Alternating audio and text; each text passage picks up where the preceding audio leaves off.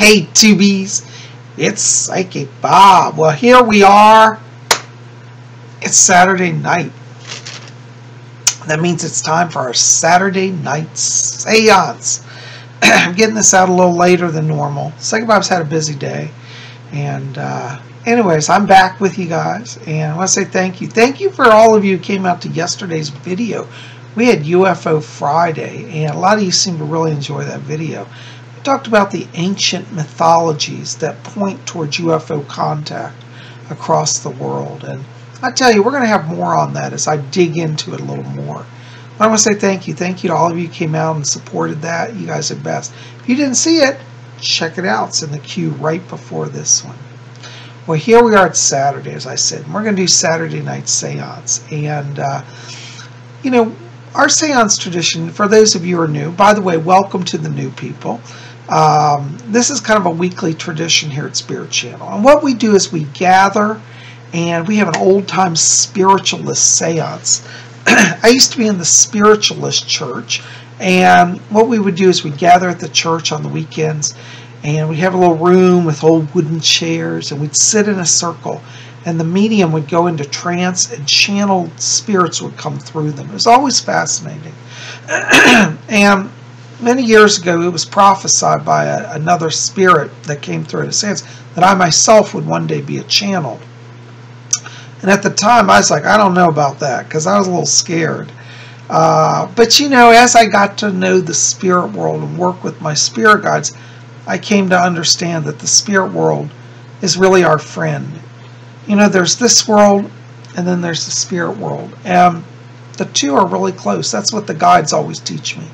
And so, you know, in time I started to channel. So tonight we're going to have a channeling. And in a sense, you are here virtually with me. So what I want you to do is pull up your chairs. We're going to have a little seance circle tonight. I'm going to change out and put in the red light here. And then I'll go under in trance. So I'll see you when we get back. Alright, here we are in the dark. Let's turn some light on. And there we go. We got our red light. For those of you who may be new to spiritualist practices, it's actually traditional in mediumship, particularly during seance work, to use a red light. Red light is believed to allow the audience to see the medium, but the vibrational wavelength of red does not break down spirit power. So that's why we use it. Anyways, I'm so glad you're here. You know, my crystal ball is sitting here on my table. Look at this. It's kind of cool. Look, it's glowing. Kind of reddish. Ooh, isn't that neat? All right. Well, I'm going to settle down and go into trance. And so we'll see who comes through. I never know. It's always an adventure for me as well. But I'll see you guys when I get back.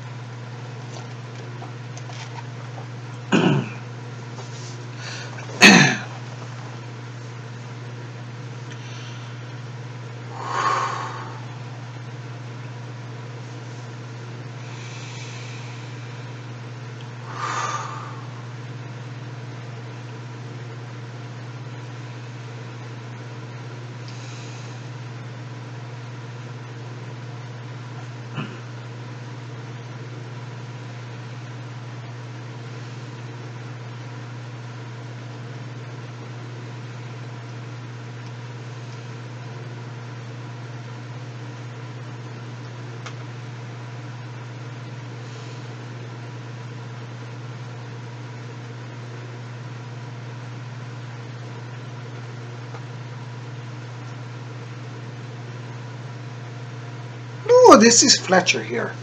Give us just a moment as we get control of the medium's vibration. Oh, there we go. I think we're in the body. Oh, it's so nice to be here with all of you tonight. Well, we got a few people who be wanting to speak, so I'll be helping them to come through. We will be regulating their appearances here. We'll see you a little later. This is Fletcher over and out.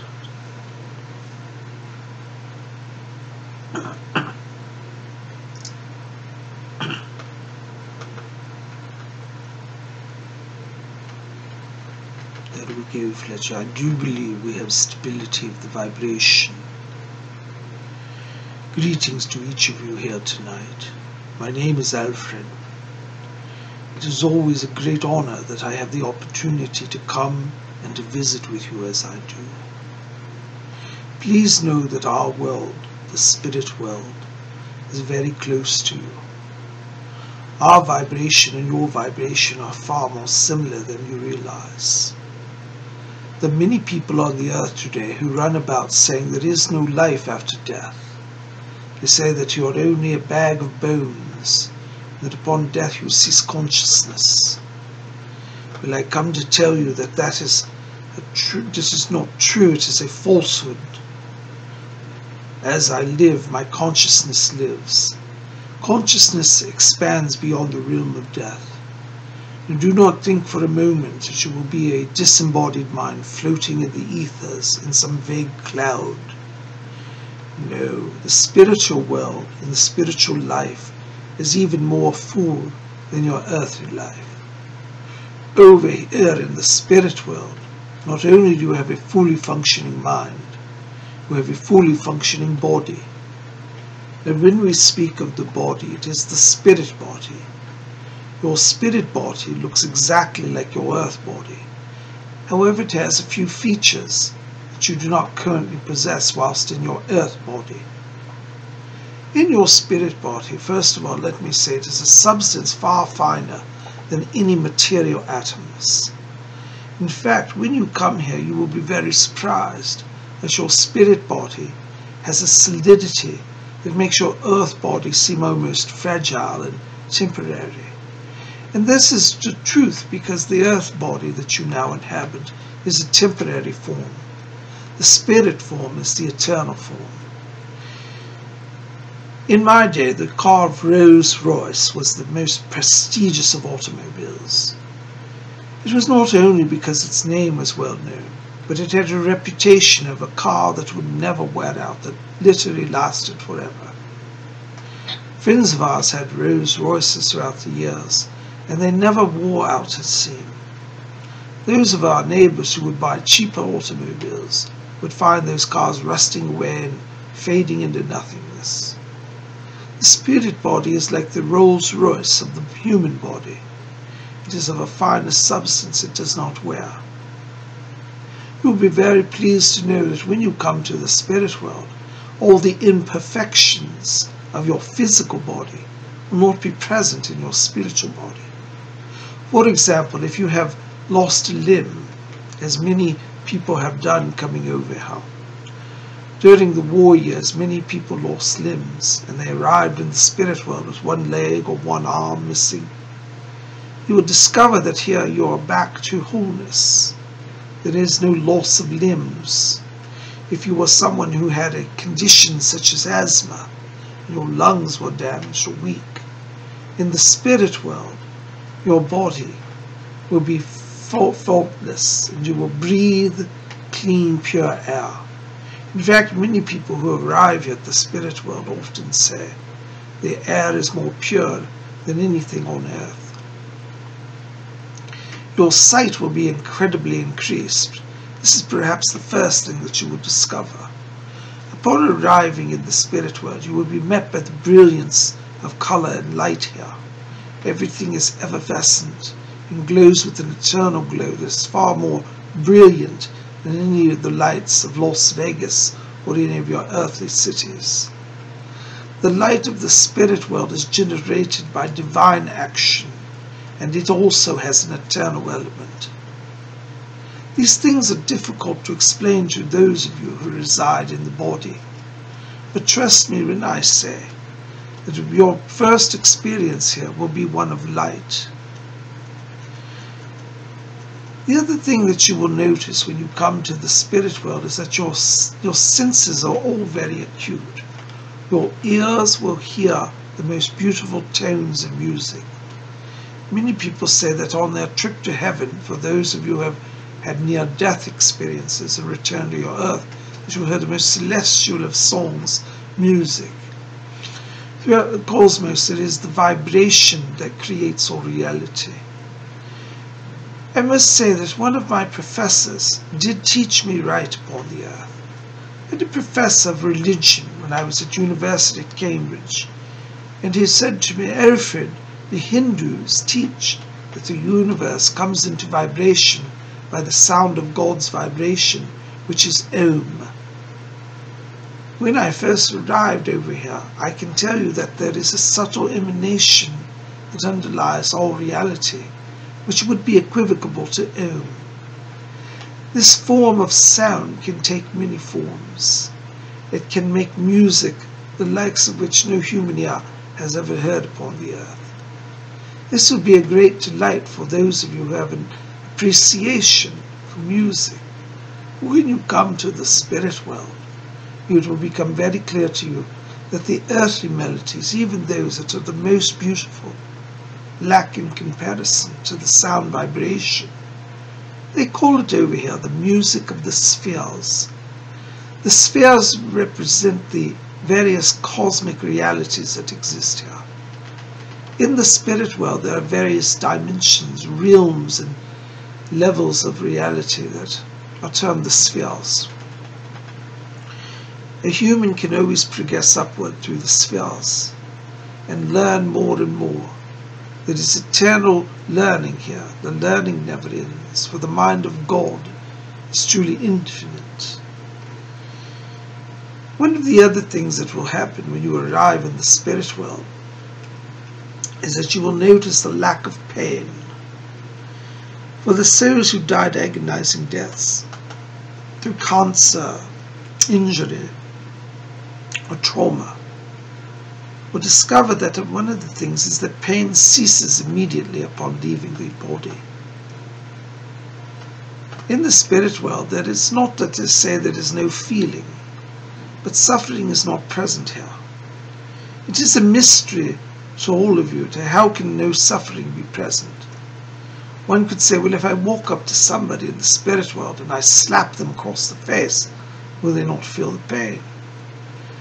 But I suppose we must go back to understanding the nature of consciousness here. There's nobody in the spirit world who would wish to slap anyone. If was such a need to arise, one would remove oneself and reflect upon it. There is a clarity of thought here that allows one to transcend the limited human emotions. And in the spirit world, there is peace. Peace which surpasses all understanding, as the words of Scripture once said. For those of you who are struggling in the earth, who fear for your basic necessities, you say, I have no clothes, I have no money, I have no transportation.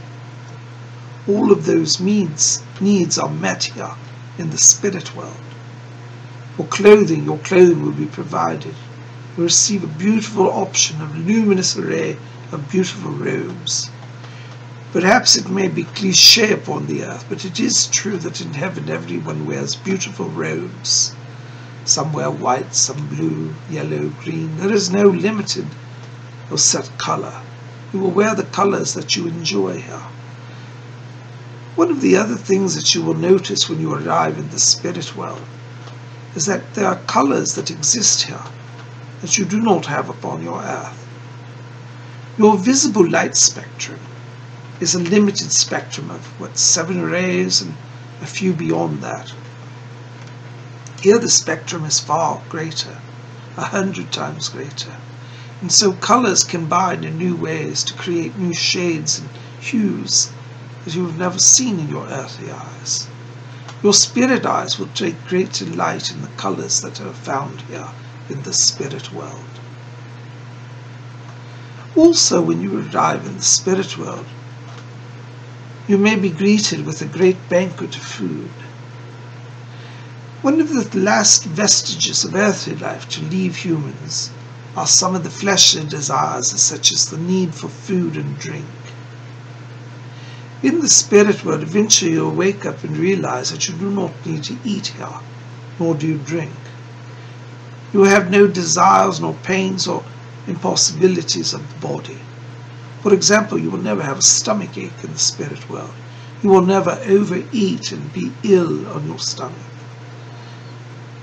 Likewise, you will not have illness here. If you lived your earthly life fighting conditions such as arthritis or heart disease or asthma, they will not be present in the spirit world. You will be in your perfection, and within you shall glow your eternal spiritual light. All bodies in the spirit world are self-luminous. In the earth realm, this is why there is such great depression and sorrow. It is because people are disconnected from their true self. The spirit light on earth is greatly dimmed. Were it illumined too brightly, you should see through the veil and remember why you have come to the earth. It is purposely taken from you, this knowledge and memory and this power, in order that you will experience a time away from the spirit world, in order to learn a new experience and to grow. It is our sad word to have to say that many humans take the time away from the spirit world and get upon the earth and forget everything, to the degree that they become hostile and abusive. In the spirit world, all the wrongs of the world will be righted ultimately. It is not a council sitting in judgment of you, demanding recompense. You will judge yourself in the spirit world. But remember that your mind here will be much clearer. You will see and understand yourself in your totality. And so if you find yourself on earth wondering, oh my, have I slipped up and gone wrong? Allow this prick of consciousness to remind you that you will judge yourself for your actions in the future. Self-judgment is far harsher than any judgment met out by a council or a god upon a throne. It would do each of you well to prepare for your visit coming to the spirit world. In your earthly life, many of you spend much time preparing for a journey. You say, oh, I'm going to travel here or there. You read up upon the locations, you read books and gather pamphlets. You spend a lot of energy deciding what clothes to wear, what luggage to bring on your trip, your journey. Likewise, your trip to the spirit world, which will eventually come for all of you, should also be prepared for. To prepare for your journey to the spirit world does not require much effort. Simply learn to love your neighbor, love God, do some good, and allow light to be the predominant guiding principle of your life. If you start to think on these things, then you will easily find yourself at the time of your own crossing to this world, standing at the threshold of light. You should be on the edge of the etheric. You would have no hesitation of passing through the gates and into the realm of spirit. For those who do not prepare for their journey, it can be a time of terror and trepidation, not knowing where you're going, what will greet you there. Ask these questions now. Seek the answers, and you will have peace in your life. We of the spirit world want to help you, and we will guide you and help you in whatever way we can. I thank you for receiving me. Fletcher has asked me to step from the medium's body. There are others who wish to speak. Again, my name is Alfred.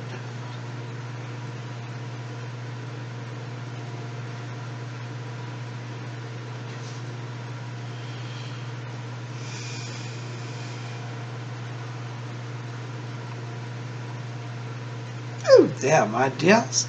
Oh, hello, my dears. This is Rose. Oh, it's such a pleasure to be here with all of you. Oh, no, when I was listening to Alfred tonight, I could not help but reflect upon my own arrival here to the spirit world. You know, I had a lot of false notions of reality. I thought that when I arrived in the spirit world, I would be given great crowns of gold and adulated by all the angels. You can imagine my surprise when I arrived here, dimly glowing, might I say, feeling rather shabby, greeted very kindly, might I add, but yet not greeted with crowns and angels with trumpets of glory. The small council met with me. Fletcher was among them. And they said, Rose, welcome to your new life. Welcome to the spirit world. And I said to them, I'm not in heaven. And they said, yes, you're in heaven, Rose, but it's not exactly what you think. But I said, I demand to see God right away. Well, you can imagine the looks on people. They were slightly amused. They said, there, dear. Just come over here, sit down. We've prepared a drink for you. I said, well, it's cocktail hour, as I recall. And I sat there with my drink. And slowly they explained to me the reality of life in the spirit world. I said, well, you know, I was told that when I died by my vicar that I would receive a crown of eternal life and would be applauded by the angels. And they said, Rose, some souls do have that. But you're not in that place. And I said, I most certainly am. I gave a lot of money to the church. And the spirit people here said, Rose, you cannot buy your way into the spirit world. And I was very indignant at that point. I looked at the robe that I was wearing. I said, what does this clothes that I'm wearing, this common, simple white robe? And actually, it wasn't even pure white. It looked a little off-white, to tell you, my toes. A little greyish white, to tell you. And they said, Rose, don't worry about that. In time, as your soul grows, your light will illuminate and your robe will become more brilliant. I looked around for a tag. I said, I only wear designer clothes. And the spirit people said to me, Rose, those are things of the earth. Here things are very different. I tell you, my first day in heaven, I think I must have driven them all mad. I wasn't very gracious. But at the same time, I had a growing awareness that this new world that I had entered would be one of great fascination. Somewhere in my heart of hearts, I knew that I was in for a great adventure. Slowly I set aside my prejudices and expectations. And as my mother used to say, Rose, just get on with it. And that's what I did. I listened to the spirit guides and I just got on with it. I started with designing my home. You see, over here, you will have everything that you need. But you also have to do a lot of the work yourself. I expected to have a whole staff of servants to take care of everything. Oh no. I was given a few people to help me along the way. But what they taught me was to use my own power. I tell you, it was a very shocking awakening to come into this world and discover that I had to create my own home. I said, where's my mansion of glory? I said, Rose, you can have your mansion, but you have to create it by your own power. And what I learned in that moment was that I had spent my earthly life not honoring spiritual gifts. And so today I ask each of you, think about what you can do with yourself in this life. Within you exists an eternal soul. You have the ability to love. You have the ability to visualize. You have the ability to talk to our world. All of these things I ignored in my own human life. And I had to start from zero over here. You know, they said, Rose, if you had developed your ability to communicate with us, your transition would have been much quicker, far more easier, and you'd had a little more joy in the process. And so today, I ask each of you, begin your journey. What Alfred has said is so true. Do not wait. Begin to start to cultivate love, love for all people in your heart. Start to pray. Talk to infinite intelligence. Speak to your guides. You know, when I said, where are all the angels? A few angels did appear to me. And I said, oh, I thought I'd have an entire choir. They said, Rose, We've got 2 good angels here. Be thankful. You see, my expectations were not my reality. Over here there are beings who grow to immense levels of knowledge and love and power. And as St. Paul said in the scriptures, the greatest of all the gifts is love. So start with that today. Love yourself. Forgive yourself for your imperfections. Try again. Love your neighbor. Love those that are least lovable. They most of all need love. And when you feel that you can't do anymore, remember that you have us as a resource. That just says the medium's power is waning, so I don't wish to tax him. I shall be stepping from the body here. But before I go, allow me to again remind you. Faith, hope, and love. It is the cornerstones of the beginning of your new life. You can live in the Spirit today.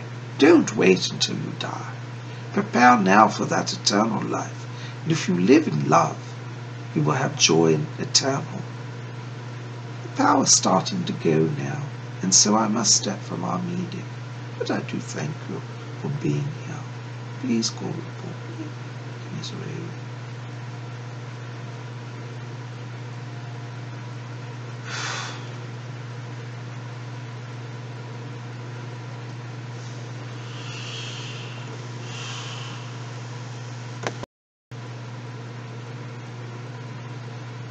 Hey Tubies. Well, I'm back from my trance channeling and I love it. When I connect with the spirit people, it really elevates me. And I was looking at my crystal ball here and I was just thinking about like the whole concept of the dimensions, the spirit worlds. Like within these globes of light, it's like, could this be a portal into the spirit world, Anyway, it's just something I was thinking about, and I want to say thank you. Thank you for being here tonight. Listen, if you want to get some of my books, a lot of you have been saying, how do we grow spiritually? You might want to pop over to my website. The link's below at robert-hickman.com, and I've got some wonderful books at my website. These are books that I've written and published. This one's called Messages from Rose. It's about my work with my spirit guide, Rose. You might want to check that out. My latest book, Psychic Bob's Book of Wiccan Wisdom, talks about my travels and journey in my spiritual life as a Wiccan priest for 20 plus years. And this is also Ouija Mysteries, the spirit board seances. So we have a few other books over there too. But you want to pop over, check out my website. Go to robert-hickman.com, link below, and at the top you'll see a tab that says bookstore. Hey, while you're over there, make sure to look on the new page. It's the page that's all the latest announcements, because I'm going to be appearing on March 20th at the Fillmore in Silver Spring, Maryland for a big event, the Mystic Mix and Mingle. I'm going to be coming out. I'll be representing the radio station WRQX Mix 107.3. The old days it used to be called Q107. Now it's Mix 107.3. But I'll be there as a psychic reader.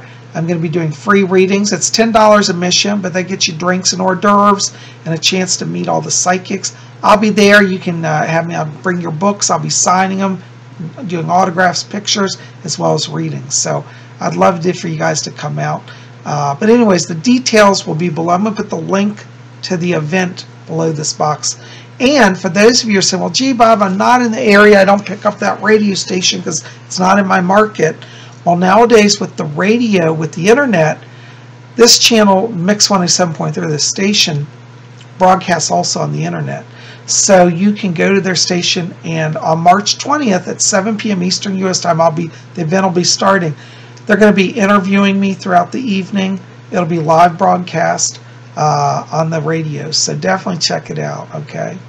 Thanks for being here. I love you guys. Sending blessings to you. We'll see you back here tomorrow. What's tomorrow? The Witching Hour. Yeah, be here at 8 p.m. Eastern U.S. time for a live broadcast. Tomorrow's going to be a live show. We're going to have live chat. You guys can be in. We're going to talk about all things Wicca and mystical related to Wicca and witchcraft and all of that. So make sure to be here for the witching hour tomorrow at 8 p.m. Be back here. I love you guys. See you then. Till then, may you always blessed be.